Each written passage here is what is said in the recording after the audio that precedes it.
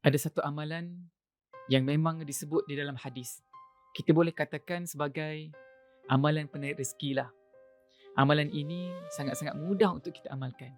Iaitu kata Nabi SAW, "Man lazimal istighfar, ja'alallahu lahu min kulli dhiqin makhraja, wa min kulli hammin faraja, wa razaqahu min haitsu la yahtasib."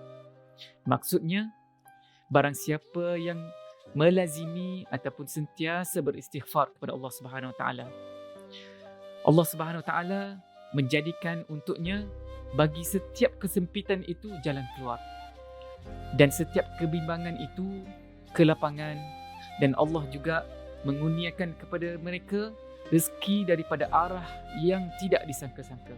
Lafaz istighfar yang paling pendek adalah astaghfirullah, ataupun kita boleh lafazkan juga sebagai astaghfirullahalazim. Cukup pendek dan mudah.